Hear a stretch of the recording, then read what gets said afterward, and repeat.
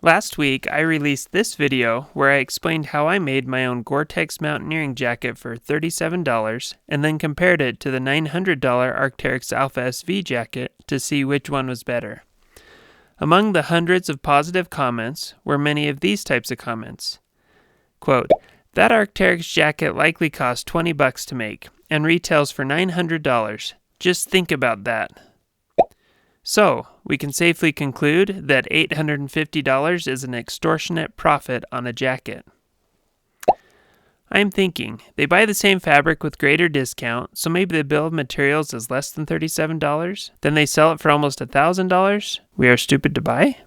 So, is Arc'teryx, or outdoor brands generally, charging too much for their products? Let's look into it, starting with the Alpha SV. The fabric used on the Alpha SV is the best Gore-Tex Pro fabric on the market, and likely also the most expensive. Even at wholesale prices, it's still probably $40 to $50 a yard. It takes about 2.5 yards to make a men's jacket, so that's $100 to $125. Then $15 in zippers, seam tape, hood stiffener, bungee cord, and all the other things. So we'll say a total cost of materials is about $130.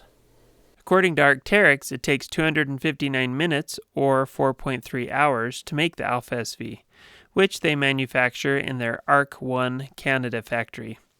The average wage for high-end apparel manufacturers in Canada is $25 an hour, so that comes out to about $107.5 in labor.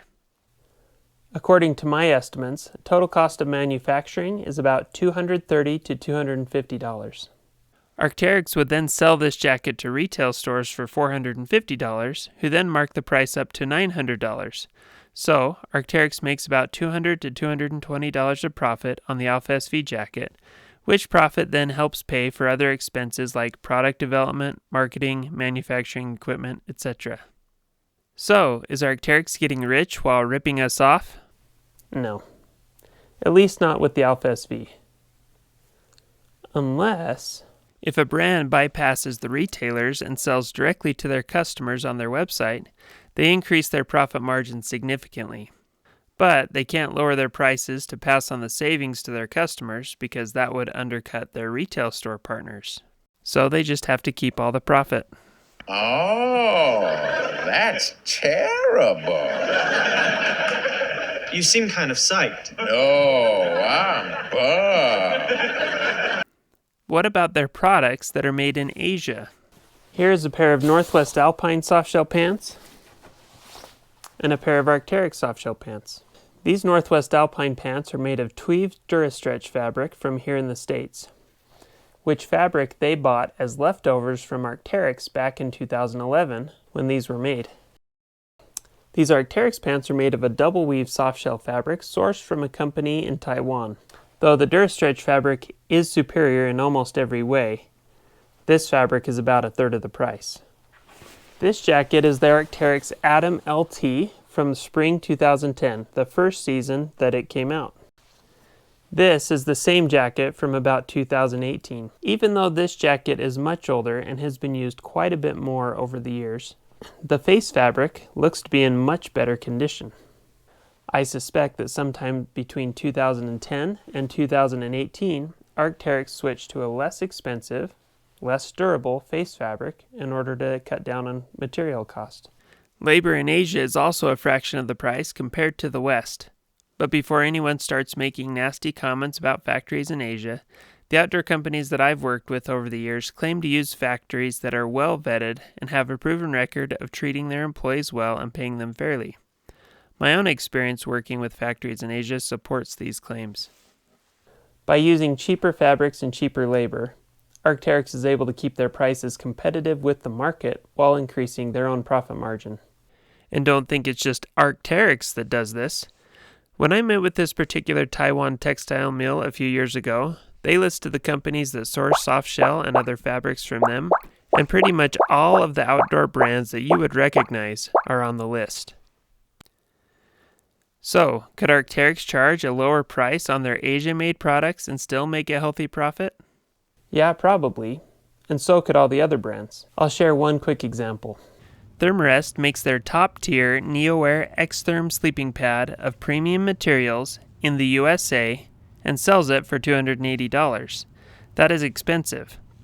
Nemo makes their top-tier Tensor Extreme Conditions pad of lower quality materials in Asia and sells it for $280. I'll let you determine which company is more likely to be ripping the customer off. So what about the retailer? Are they getting rich from their $450 per jacket profit? No. It can be quite difficult for a retailer to sell their products at full price, and retailers really need to average around 40% margin or better on the goods they do sell and sell a lot of them just to stay in business. In fact, outdoor stores have been going out of business at a record pace over the last decade. So if you have a favorite local shop, support them whenever you can. You never know how much they may need it. There are still some companies in the industry that encourage their customers to support local stores instead of just taking a larger margin themselves. But those companies are getting a little harder to find. So when I find one, like Western Mountaineering for example, I try to support them where I can. So what about the inexpensive camping gear you find on Amazon or Temu? In my experience, some of it's good and some of it's a ripoff, and it can be hard to tell which one you're going to get. Let me give you a couple of examples. This is the Helinox Chair 1, and it sells for $100. Over the 11 years that my store was in business, we sold about 1,000 of these chairs and only had a dozen or so come back for warranty. One year, I brought in a less expensive $60 camp chair that looked very similar to the Helinox to give our customers a lower priced option. We sold about 50 of them within the first month, only to have 25% of those sold returned because they were breaking. At that point, I determined that I was ripping our customer off by selling them low-quality products that they couldn't rely on, so we stopped selling them. Another example is the BRS 3000T backpacking stove. This little stove is a fraction of the price of an MSR Pocket Rocket or Soto Windmaster, and many people love it. But a quick Google search will find many more people talking about the times their BRS stove failed and left them stranded. I personally have little patience for gear that fails me when I'm relying on it. Sounds like a ripoff to me. What about the other extreme, the most expensive brands?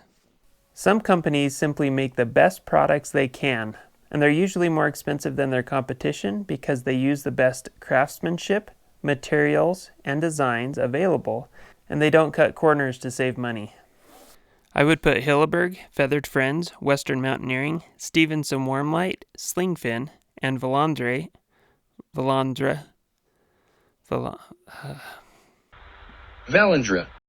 Nope, that's not it. Anyway, I don't consider these companies or the high prices of their products to be a ripoff because they are honest about what they sell, the best, and the performance of their products back that up. Other companies start with a premium product, then figure out how to make it as cheaply as possible, usually dumbing the product down in the process, and then still market it and sell it at premium prices.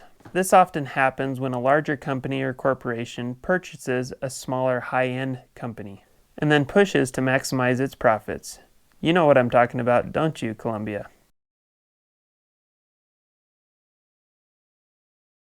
This optimization of profits is pretty standard practice for most companies in all industries.